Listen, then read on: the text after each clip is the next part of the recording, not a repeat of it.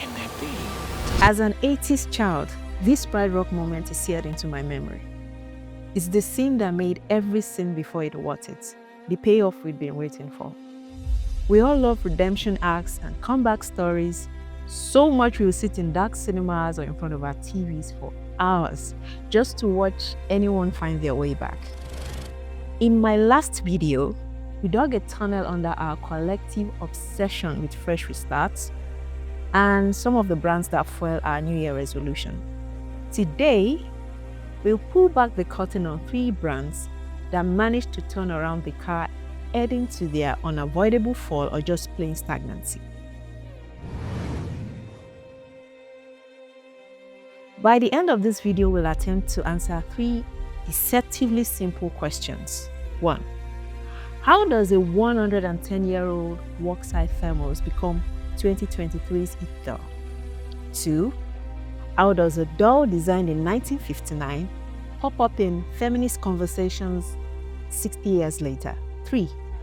How does a toy company save itself by making fewer toys? I'll add one more. If you're leading a brand with a 50-50 survival chance, what does it take to end your Pride Rock moment, like Simba?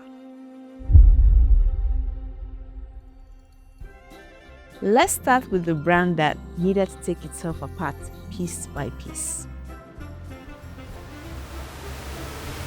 By the early 2000s, Lego had become a paradox, everywhere and nowhere at the same time.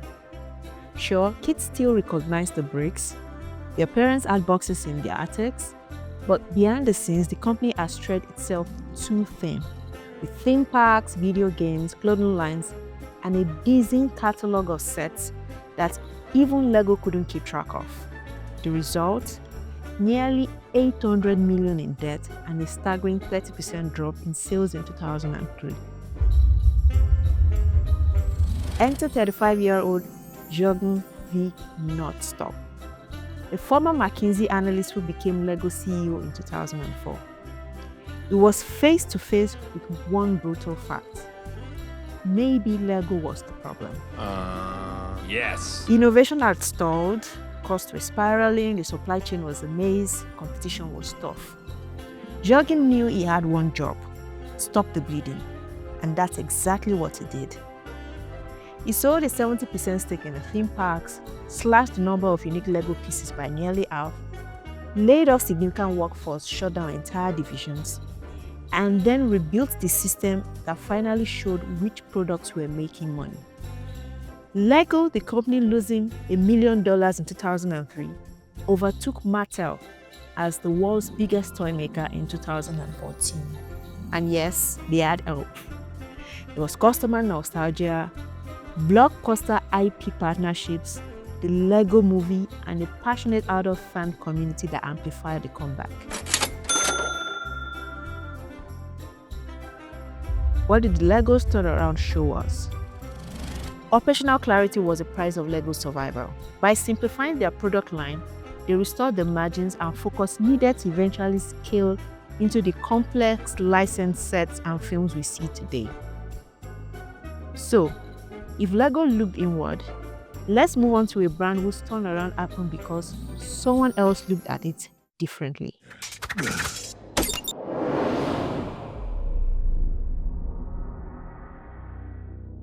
For over a century, if you owned a Stanley thermos, it was probably Armstrong Green. You likely worked in construction, flew planes in World War II, or spent weekends camping. Unbreakable was the brand's promise, which also meant if you ever bought one, you didn't need another. The business was steady but stagnant, about 73 million a year as of 2019. Their newest product, a 40-ounce tumbler called the Quencher, flopped so badly they stopped restocking it on their website in 2019. A group of moms in Utah discovered the Quencher. They loved that it fits in a car holder and had a handle, so they featured it on their small lifestyle blog, The Buy Guide. They also convinced Stanley to let them wholesale 5,000 units themselves, and that sold out in 5 days.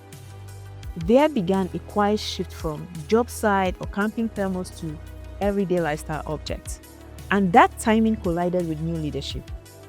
2020, Terence Riley, the man who helped make Corkscrew, became president. And he did something most executives never do: listen to a new audience. He doubled down on what this woman saw, with new colors, drops, and influencer partnerships, and limited releases that created real scarcity. So Stanley retained the product's durability, but changed how people wore and saw the product in daily life. The result? Revenue exploded from 73 million to 750 million in just 4 years. And yes, they too had help. There were brand collabs that caused lines around the block, user-generated TikTok virality, including what I'd call a billion to one moment no one could have planned.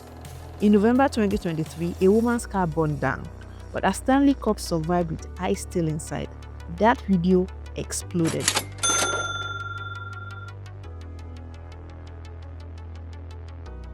What did Stanley's resurgence prove? Listening to unexpected users can unlock markets you didn't even know you were in. So, if Stanley found a new audience, our next brand had to reckon with the audience she'd lost.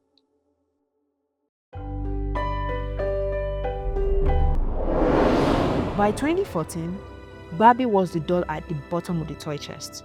She had become shorthand for unrealistic beauty standards, and moms were actively choosing other toys that reflected the world their children actually lived in. Sales nosedived by 21%. That was the same year Lego overtook Mattel as the world's biggest toy maker. So, Mattel went back to the drawing board. Ruth Handler, Barbie's founder's original vision was "you can be anything." And there began a multi-year overhaul with new body types, new skin tones, new hair textures. They expanded to over 175 looks, including dolls with prosthetic limbs, and in 2023, the first Barbie with Down syndrome. These operational shifts set the stage for a decisive cultural gamble. We all know it, Barbie the movie, and it paid off. I remember the drama of that Barbie and Ima summer. I watched both movies on the same day. Barbie in particular was a brilliant self-reflective movie that interrogated Barbie's contradictions. But even before the movie, Barbie had already reversed course, nearly doubling annual sales from about 900 million in 2015 to 1.7 billion in 2021.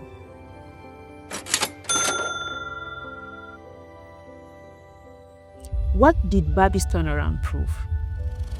A brand can survive by owning its contradictions, but only when the product changes are real enough to support their story.